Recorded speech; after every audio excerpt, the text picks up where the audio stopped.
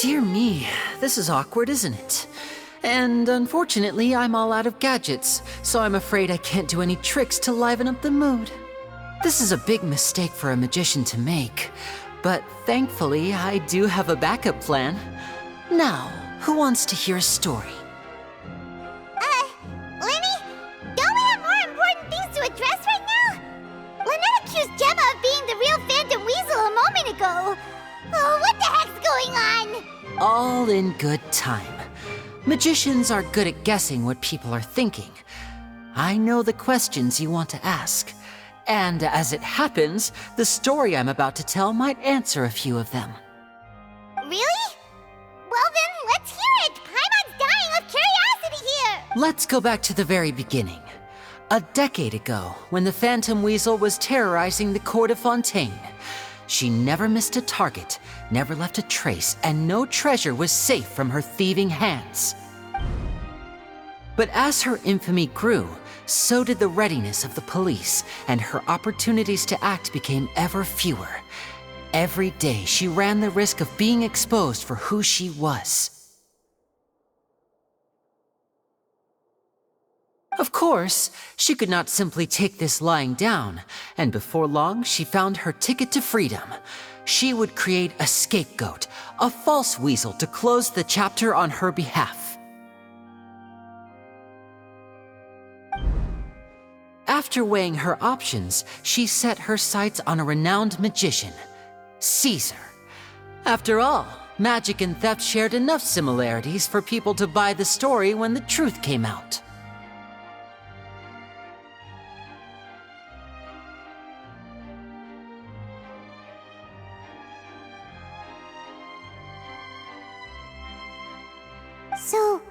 So then what? Being the master deceiver she was, the weasel easily earned Caesar's trust.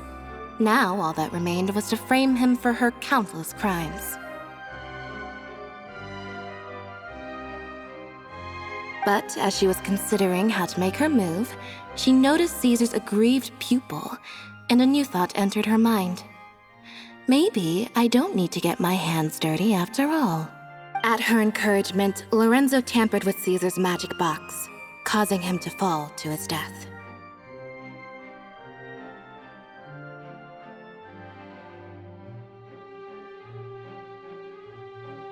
Afterwards, Lorenzo seized his master's property, and the weasel set about tarnishing Caesar's reputation. Two co-conspirators committed the perfect crime.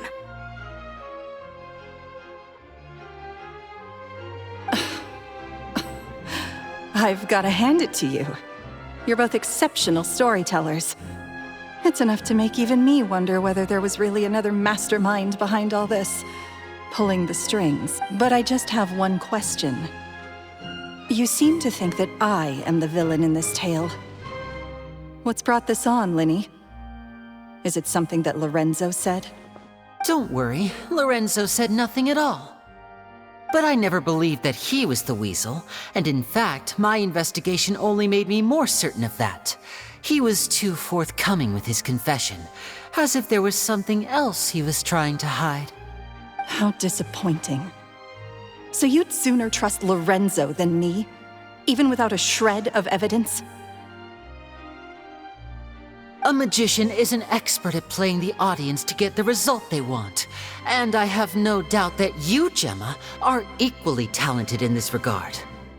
With a little help from Lorenzo, you put on a very convincing performance. The lovesick fiancé, whose devotion to her betrothed is unshakable, even under threats of violence. Caesar was maligned and hated by all for 10 years, but you? Everyone sympathized with your plight. Who would suspect for 1 second that the lovely young lady always seen weeping in front of Caesar's grave was actually the mastermind behind his demise? No, not that poor lady. Perish the thought. Wait, so you mean the whole intimidation thing was just a hoax? Gemma and Lorenzo were both in on it? But why would Lorenzo agree to that? And why didn't he sell her out even at the end instead of admitting to being the weasel himself? Yes, why indeed? Maybe Gemma herself could enlighten us on that question. Well, Linny, if you're so confident in your version of events, then I think the answer should be obvious.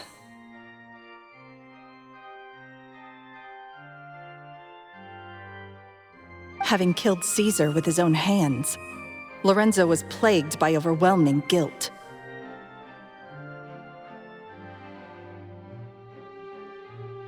Revealing the Phantom Weasel's true identity would serve no purpose.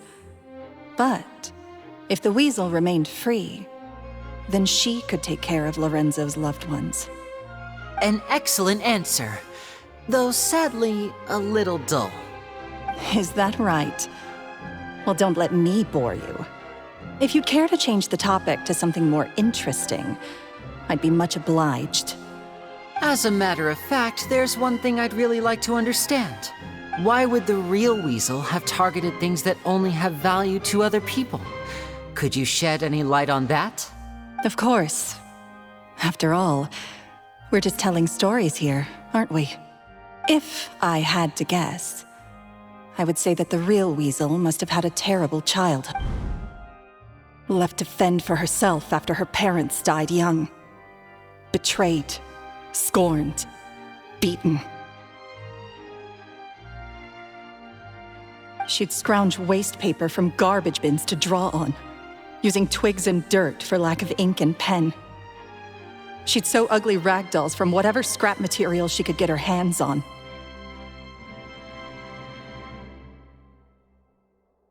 This was her only source of happiness in life. But it was all she needed, and she was content. Until the world decided that even this was too good for her. Once again, she was betrayed. And this time, everything was taken from her. She felt like life was a miry pit that dragged her further down the more she struggled to escape. At that tender age, she should have been happy. Instead, she stood in the shadows and watched with envy as all good things in the world passed her by. This was a fate too cruel for anyone to bear. Her pain became a breeding ground for dark thoughts.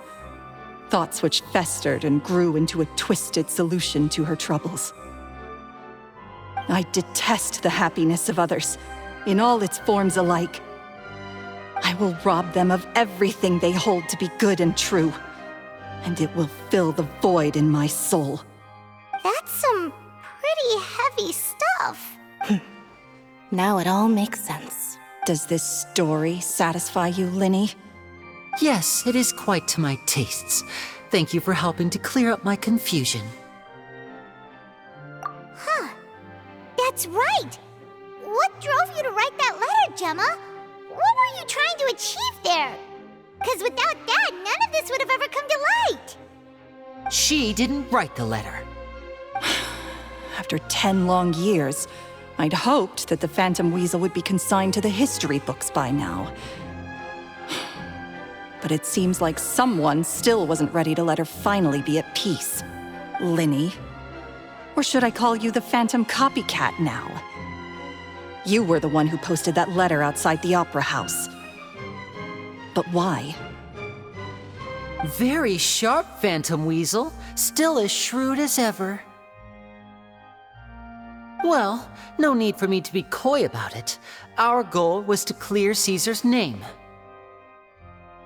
The most straightforward way to change the public's impression of Caesar was to force the Weasel to show themselves. That's it? You had no other agenda? Of course we did. We made it quite clear in the letter, I believe. I shall take from you that which you hold most dear, just as you did to me 10 years ago. 10 years ago? You mean Caesar's death? You met him? Wait. Oh, I get it. You were those two obnoxious kids. It's been so long, and you're all grown up now. I didn't recognize you. He taught you magic back then, didn't he? For what, 10 days or something? And you went to all this trouble. Why? Because you feel like you still owe him something?